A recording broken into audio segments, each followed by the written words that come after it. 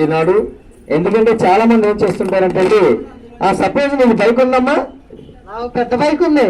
పెద్ద బైక్ బండి అంటే తోపుడు బండి కాదు, తోపుడు బండి కాదు, రేజ్ ఇచ్చే బండి. రేజ్ ఇచ్చే బండి. నేను ఎక్కాలంటే ఎగరెక్కాలి. నువ్వు ఎక్కాలంటే ఎగరెక్కాలి.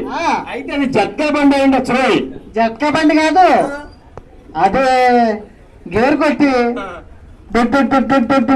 చూసా, అది ఆటో కాదు. మరి ఏ బండి అబ్బా?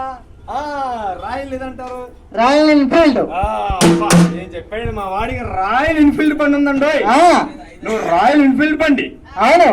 మరి రాయల్ ఎన్ఫీల్డ్ బండి మీద వెళ్తున్నావు, డట్టో నువ్వు వెళ్ళిపోతావు. సడన్ గా సిగ్నల్ పడింది, ఏం చేస్తావు? సైడ్ ఆఫ్ చేయకుండా ఇంకా రేజ్ చెప్తాను. సిగ్నల్ ఆఫ్ పడినప్పుడు ఏం చేస్తావు? సెల్ఫ్ ఆఫ్ చేయను. ఆఫ్ చేయకుండా బాగా రేజ్ ఇచ్చేస్తాను. ఎలాగా?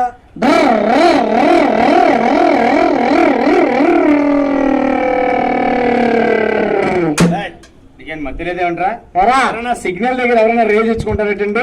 ఎందుకు ఇస్తావు అట్లాగా? మరి అమ్మాయిలు చూడద్దా? అమ్మాయిలు చూడద్దా? అమ్మాయిలు ఎవరు చూడాలి? నన్ను చూడద్దా అమ్మాయిలు? అమ్మాయిలు నిన్ను చూడాలంటే బైక్ రైజ్ ఇస్తావా? నా బంగారు కొండి, నా ముజ్జిన నిజంగా చాలా మంచోడురా.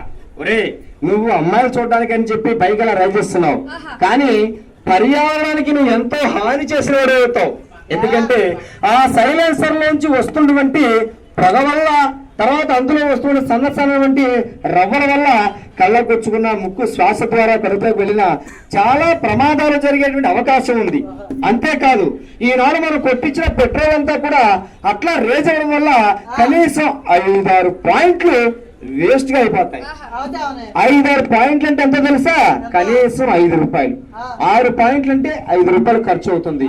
ఇట్లా మొదటి సిగ్నల్ చేసావనుకో, రెండో సిగ్నల్ వస్తుంది, అక్కడ కూడా నువ్వు ఇంజిన్ ఆపకుండా అలాగే చేసావనుకో, అక్కడ ఒక 5 పాయింట్లు. తర్వాత స్నేహితులు కనిపించారనుకో, వారితో మాట్లాడేటప్పుడు నువ్వు ఇంజిన్ ఆపి ప్రశాంతంగా మాట్లాడాలి. అట్లా కానీ ఇంజిన్ అలా స్టార్టింగ్ లో పెట్టావనుకో, అక్కడ ఒక 5 పాయింట్లు అవుతాయి. అలా రోజుకు వచ్చి కనీసం ఒక 30 పాయింట్లు కాలేయనుకోండి, మనకి లీటర్కి వచ్చే ఆయిల్ ఎంతండి? 100 పాయింట్లు.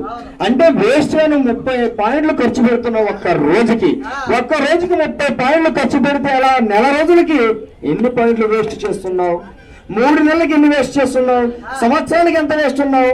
నీవు కష్టపడే డబ్బంతా సగానికి సగం పెట్రోల్కి ఖర్చు పెడితే రేపు నీ పిల్లలకేం ఖర్చు పెడతావు? నీ యొక్క భార్యకేం ఖర్చు పెట్టుకుంటావు? నీ కుటుంబ క్షేమాన్ని ఎలా చూసుకుంటావు? అంతేకాదు, పెట్రోల్ బంకులో పెట్రోల్ ఉంది, చేతిలో బండి ఉంది, జేబులో డబ్బులున్నాయి అని చెప్పి విచ్చలవిడిగా ఖర్చు పెట్టామనుకో, ఏంటది? పెట్రోల్.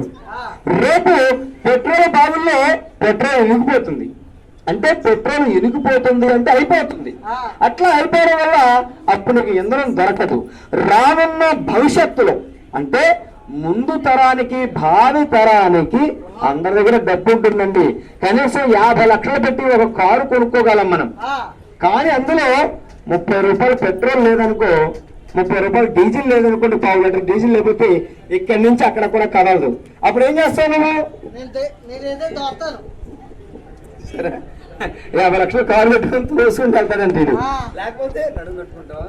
లేకపోతే ఇంకో నడుము కట్టేస్తాను, పెద్ద తాడు తీసుకొని లాక్కొని వెళ్ళిపోతాను. నిజంగా అలాంటి పరిస్థితి ఏర్పడుతుంది. ఫ్యూచర్ లో అలాంటి పరిస్థితి, ఇబ్బందులు రాకూడదనే మన హిందుస్థాన్ పెట్రోల్ వారు పొదుపు చేస్తున్నారు. పొదుపు ఎన్న పొదుపు, ఇది పెట్రోలే పొదుపు, ఇది డీజిల్ పొదుపు, ఇది డీజిల్ పొదుపు, పొదుపు ఎన్న పొదుపు,